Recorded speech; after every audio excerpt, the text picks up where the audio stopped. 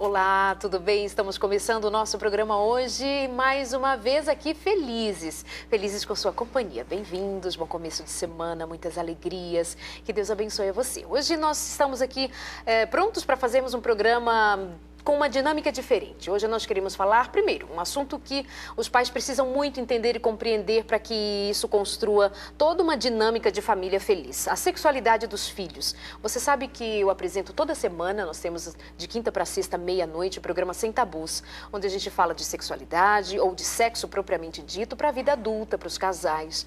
Mas a gente tem ficado preocupado com a dinâmica das famílias no que se refere a ensinar para os filhos sobre sexualidade.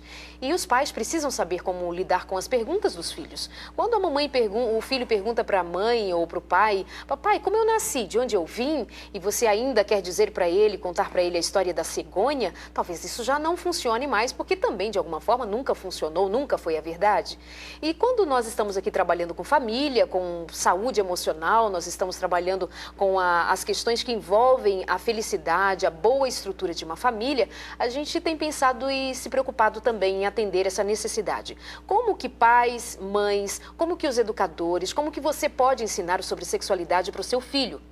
Os nossos meninos, cada vez mais, entram na vida sexual mais cedo. Eles estão prontos, entre aspas, para a vida sexual, ou são chamados para ela cada vez mais cedo, e muitos pais têm muita dificuldade de lidar com isso, e eles, por sua vez, pela precocidade, pela falta de informação adequada, porque a informação de Google é facinho, agora informação adequada é outra coisa, também se perdem na sua estrutura, no seu crescimento, no seu desenvolvimento saudável. Então, como a gente se preocupa com tudo isso, a gente pensa em trazer isso para o programa para ajudar você, que é pai e mãe, como responder as questões sobre sexualidade para o seu filho. Vamos trabalhar sobre isso? Vamos pensar sobre isso? Então eu quero a tua participação. Fiz aqui um cantinho diferente hoje para nós termos oportunidade de dar uma aula para você. Trouxemos até aqui um quadro, daqui a pouquinho você vai compreender um pouco mais do que nós estamos propondo. Seja bem-vindo ao consultório de família de hoje, com a participação novamente da minha amiga e querida Rosana Alves. Tudo bom? Tudo jóia. Vamos tê-la aqui com a gente. Para mim é um prazer, estou feliz de dar essa aula hoje, quero que seja muito útil e quero dizer que é uma felicidade porque é a primeira grande aula que eu dou para um público tão grande assim, então fico muito feliz. A Rosana é neurocientista, ela é psicóloga e tem toda uma especializações na área e ela tem uma formação, acima de tudo, uma formação que vem da parte de Deus, da vontade de Deus, para que ela sirva a nós, nos ensinando daquilo que ela já aprendeu até agora. Eu começo te perguntando e dizendo para você aí de casa que você pode interagir, mandar o seu e-mail, twittar, fique à vontade. Você sabe que o consultório de família é nosso. E quando você aí de casa diz assim, Darleide, eu me reúno com a minha família para assistir o consultório de família, eu acredito. E nesse momento eu penso, eu tenho uma grande família espalhada pelo Brasil, fora do Brasil, pela internet ou assistindo pela Sky ou nos canais abertos espalhados pelo Brasil afora, para que neste momento juntos estejamos aprendendo e querendo mais e mais como família sermos felizes. Bem-vindos, escreva pra gente, consultório de família, @novotempo.org.br ou twitta pra gente, vai aparecendo aí no nosso vídeo as informações, entre em contato com a gente. Doutora Rosana, me explica então por que é tão importante saber sobre a sexualidade? O que é necessariamente a sexualidade? Essa pergunta ela é bem importante porque as pessoas acham que... Vou já usar o quadro, tá? Vamos pra lá, gente ela ficar bem... já levanta, vai aqui no... Eu gosto de escrever em quadros, apesar da letra não ser tão bonita no quadro. Característica de professor. Primeiro mito que existe da sexualidade, que sexualidade, vou só abreviar, é igual a sexo. Isso não é verdade. Aqui começa a grande dificuldade, porque os pais acham que quando você está falando de sexo, você está falando de sexualidade, quando você está falando de sexualidade, você está falando de sexo. Não é a mesma coisa. Sexualidade significa como eu aprendo sobre mim mesmo, o valor que eu tenho e o que eu acho que as pessoas são. É um instrumento relacional importante. Aprendo a gostar de mim mesmo e aprendo a gostar das pessoas. A forma que eu vou entrar em contato com as pessoas. Então, no início da vida, vamos dizer até chegar à adolescência, sexualidade, vamos dizer que este círculo é a sexualidade. O sexo está fora desse círculo, entende? Até chegar à adolescência? Até chegar à adolescência. Por que que depois se modifica? O corpo modifica, o cérebro modifica e ele já aprendeu um monte de coisas, como ser humano, como o corpo dele desenvolveu. Existe uma estrutura no nosso cérebro chamada hipófise, que manda informações para as gônadas. Gônadas é o quê? Ovário e testículo. Que mandam informações para estes órgãos para produzir os hormônios sexuais. E por isso que você passa a ter desejo sexual, que nós chamamos de erotização da sexualidade. Antes disso, uma criança que você vê brincando sobre sexualidade, sobre sexo propriamente dito, ela está aprendendo a ser menino, ou homem, né? Ou aprendendo a ser menina. Ela está aprendendo qual é o papel dela nesta sociedade. Então, a mamãe chegou em casa e viu o filhinho brincando ali com o seu órgão genital, ou a menina, e ela ficou horrorizada. Onde foi que eu errei? Ai, me acode, me ajuda. Calma, sem pânico. Abaixa, aguarda. Tem uma imagem que vocês vão ver, que quando a criança está chegando mais ou menos aos 2 anos de idade, o que acontece? Ela já está saindo da fralda, não é? As meninas saem da fralda um pouquinho mais cedo do que os meninos, mas isso é assunto para um outro programa. Mas mais ou menos com 2 anos eles estão ficando livres das fraldas. Então eles começam a ter um contato maior com os órgãos sexuais. Antes disso, quem toca na maioria das vezes é a mãe, alguém que vai fazer essa higiene da criança. Quando ela começa a se libertar das fraldas, acontecem 2 fenômenos muito importantes. O órgão sexual fica mais exposto, e ela já tem um controle dos esfíncteres. Ela já consegue controlar o xixi e o cocô. Este controle por si só já dá prazer, mas não é um prazer sexual. É um prazer de que já posso controlar o meu corpo. E isto é prazeroso. É tanto que crianças ficam brincando de segurar o xixi, de segurar o cocô. Elas já conseguem controlar isso. E isto dá prazer. E ela fala assim, puxa, existe algo aqui que para mim é legal, que existe partes do meu corpo que eu não conhecia, que agora eu conheço. Então, com mais ou menos 2 anos de idade, ela começa a olhar para o próprio corpo. Já dou a primeira dica para os pais. Essa criança está começando a construir toda a imagem corporal. Então, fale assim, olha que legal, você já consegue controlar o seu xixi e o seu cocô. Você já consegue ir ao banheiro.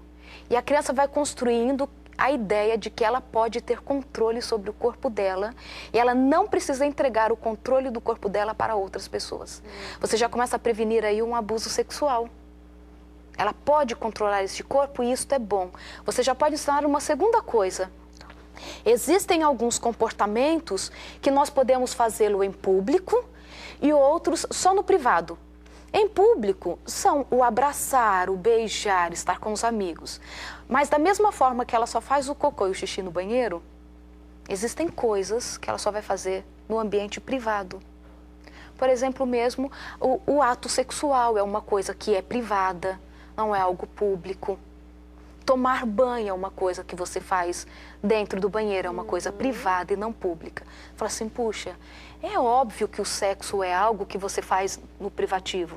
Será que é mesmo nos dias atuais? Será que as pessoas estão fazendo essa separação mesmo? Com essa exposição do corpo, com esses reality shows? Será que é? Então vamos pensar assim, desde que o bebê saiu das fraldas, ou até antes, quem sabe, mas segundo esse pensamento que você está colocando para a gente raciocinar sobre ele, a sexualidade da criança começa a ser formatada ali. Das descobertas, da resposta de fora para dentro, que assim, a atuação dos pais sobre aquele comportamento. Eu não sei se, vamos chamar aquela primeira imagem que retrata o que você está dizendo, a descoberta do menino e da menina. Olha só, a menina olha para dentro da calcinha ou o menininho para dentro da cueca. E vê que tem uma coisa diferente. Que ela não tinha ali, percebido antes. Que ela não tinha a dimensão disto antes. Por quê? Porque ela não imaginava que ela tinha esta parte tão desenvolvida. Pronto, apenas descobriu. Ela só descobriu, ela não quer fazer sexo. Eu acho que se os pais, assim, entenderem isso de forma clara, eles vão ficar menos ansiosos. O seu filho não quer praticar sexo, ele nem tem noção disso. Se alguma vez você pegar o seu filho brincando com uma menininha, tal, de sexo, ele está reproduzindo alguma cena que ele já viu, mas ele não está praticando sexo. Na verdade, a sexualidade começa a desenvolver desde a barriga da mãe. Porque lembra que sexualidade é como eu aprendo a me comportar diante das pessoas. Eu aprendo a me comportar como menino ou como menina, e da forma que eu me comporto, eu me entro em relação com as outras pessoas. Então é desde a barriga que você é desenvolvido. É tanto que uma menininha, antes de nascer, o pai já fala de uma forma na barriga da mãe. O menininho, o pai já fala que vai jogar com ele futebol. Então você vai formando a sexualidade. Sexualidade tem que ver como eu me comporto em uma sociedade.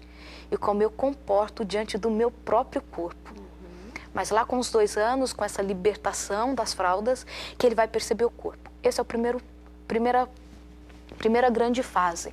Agora, a segunda fase, a gente pode chamar outra figura, e é nesse momento aí que os pais caem duros pro chão, morrem de vergonha. Explica ali a figurinha. Porque, olha, a menininha está olhando dentro do shortinho do menininho, e o menininho olhando dentro do shortinho da menininha.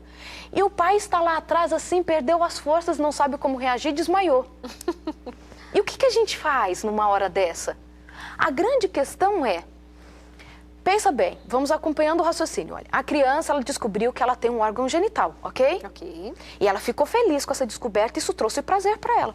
Tocar dá prazer, tocar no órgão sexual, independente da idade. E claro, né, que este tocar e sentir prazer é diferente do prazer que um adulto sente, porque os hormônios são diferentes, a anatomia é diferente, ok? Então ela percebeu que existe uma diferença, ela percebeu que o corpo dela tem uma parte que é bem legal e diferente. Porém, quando ela chega mais ou menos com 3, 4 anos de idade, e isso vai variar de criança para criança até só mais ou menos uma aproximação, o que acontece? Ele começa a perceber que existem meninos e meninas. Por quê? Às vezes, em meio a uma brincadeira, foram fazer xixi juntos no quintal, entraram em uma piscina, alguma coisa assim. E o menino se depara com uma cena horrível. Ele vê uma menina. Terrível. Ele vê uma menina, às vezes, sem calcinha. E aí o que acontece? Ele percebe que o órgão genital da menina é diferente do dele. E isso traz uma grande angústia para a criança. Ele olha, o menino olha para a menina e vê que ela não tem um pênis. O que acontece na cabeça do menino? O que ela fez de tão grave para perder o pênis dela? Ele nunca vai pensar o que eu fiz para tê-lo? Não, do contrário. As meninas também pensam que elas fizeram alguma coisa muito grave para ter perdido o pênis. Porque pensa bem, vamos pensar na anatomia. Alguém tem alguma coisa que o outro não tem. É essa a impressão que você tem mesmo. Que nos meninos tem uma coisa a mais e as meninas está faltando alguma coisa. Perderam. Externamente é isso que você vê. Perdeu. E aí os meninos, eu acho legal, 2 sobrinhos meus já passaram por essa fase. Eles começam a fazer isso e pais, não se desesperem, porque isso é normal, isso significa que o seu filho está desenvolvendo da forma que ele tem que desenvolver, ok? Eles começam assim, mamãe, você tem pênis? Vou abrir já um parênteses para mais uma dica. Pênis chama pênis, tá? Não chama pintinho, não chama piu-piu, não chama o nome que você coloca. Em que isso pode ser ruim? Sabe por quê? Deixa eu colocar minha caneta aqui para não riscar esse sofá tão lindo hoje, né? Quando uma criança te pergunta assim, o que é isso? Dá para ver aí na câmera? Mão. Você me responde o quê? Mão. Mão. O que é isso? Nariz. Nariz. E quando ela pergunta do órgão genital, fica cada um inventando um nome diferente. Então, se as pessoas estão chamando por nome diferente, é porque o nome original é feio. Então, tem uma conotação de negativo em De cima negativo. E por isso eu tenho um apelido para isso. É um apelido, porque não é tão legal. Porque o nome original é feio. Porque você não pode falar no meio das pessoas. E você começa a criar um mistério em volta deste órgão. E estes mistérios é que trazem as grandes confusões, as grandes dificuldades. Então, não se coloca apelido. Nunca, porque você não coloca apelido para as outras partes do corpo. E os órgãos genitais não podem ser tratados de forma diferente. Então não tem que lidar com a linguagem lúdica, Não. porque só a questão, só a genitália que ganha esses apelidinhos, né? Exatamente. Olho é olho, boca é boca. Exatamente. Então didaticamente já começa por ser um equívoco. Pênis e vagina. Ok? Então, os pais todos, né, ensinam para a criança certinho, ok?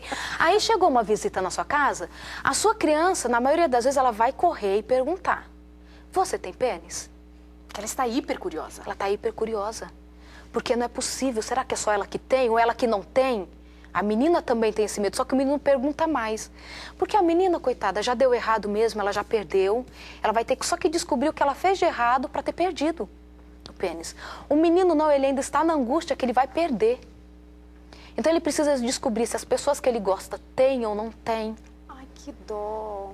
Mas isso faz parte da sexualidade para ela realmente aprender que existem diferenças. E aí é legal, porque quando o seu filho perguntar assim, olha, mamãe, por que a minha irmã é diferente de mim? Ou por que o meu irmão é diferente? Tá? Sempre façam o caminho inverso. Falei assim, olha, porque todas as meninas são diferentes de todos os meninos. Da mesma forma que todos os homens são diferentes de todas as mulheres. Você coloca já que isso é um padrão universal, que não tem que ver com o que ele fez. Ele não fez nada de errado para ter perdido, ok? E ele vai fazer isso. 3, 4 anos é essa fase. E como é a angústia da menina? A angústia da menina é o que eu fiz para ter perdido. E aí ela vai perguntar, ela vai perguntar do mesmo padrão. Do mesmo padrão assim, mamãe, você tem pênis? Ela não vai perguntar da vagina. Olha só. Você tem pênis? Não. Eu tenho vagina como você. Ok, minha amiga, estamos aprendendo bastante. O programa de hoje, mais uma vez, é para isso, para aprendermos. Tem perguntas para fazer? Manda aqui pra gente. Já tem gente perguntando como, então, eu ensino para os meus filhos como ele nasceu, como descrever o processo da gestação, como que eu vou dizer, essa preocupação da maior parte dos pais, né? E, às vezes, fica assim, o que eu digo? Aí... Geralmente, os educadores vão dizer assim, responda apenas o que ele perguntar. A questão é o pai saber começar e terminar a história, né? E a criança vai fazendo perguntas e você vai se enrolando, fica de bochecha vermelha e já não sabe mais o que fazer. Isso acontece também com os adolescentes, com a meninada, pergunta para o pai, pergunta para a mãe. Os pais se travam, não respondem, eles vão perguntar na rua ou vão pesquisar no Google e eles vão achar cada resposta que Jesus toma conta. Nós vamos para o nosso rápido intervalo, aproveita, manda e-mail para a gente, pergunta e a gente vai acompanhando. No próximo bloco, a gente vai já a partir dessa pergunta, como então se constrói a sexualidade do seu filho? Como que é? Como que ele vai se descobrindo a partir disso que nós já aprendemos? O que mais? O que constrói? Logo depois do intervalo, eu espero você. Até já.